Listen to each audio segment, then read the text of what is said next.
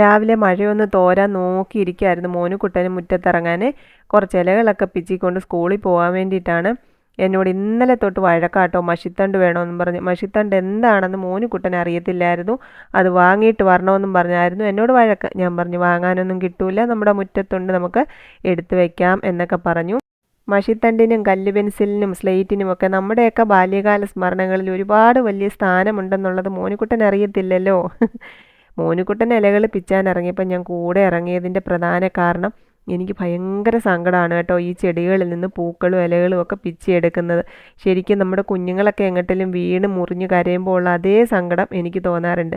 ഞാൻ നട്ട് നനച്ച് വളർത്തുന്ന ചെടികളൊക്കെ ഈ കാടൊക്കെ വൃത്തിയാക്കുന്ന കൂട്ടത്തിലെങ്ങാനും വെട്ടിക്കളയുമ്പോൾ ഉണ്ടല്ലോ, ഞാൻ ഏങ്ങലടിച്ച് കരഞ്ഞിട്ടുണ്ട്. എന്തോരം ദിവസം എനിക്ക് സങ്കടമാണെന്നറിയാവോ. അങ്ങനെയുള്ള ആരെങ്കിലുമൊക്കെ ഉണ്ടെങ്കിൽ കമൻ്റ് ഇടണം കേട്ടോ. അപ്പോൾ കൈ നിറയെ മഷിത്തണ്ടും ഇലകളും ഒക്കെ ആയിട്ട് മോനുകുട്ടൻ സ്കൂളിൽ പോവാം.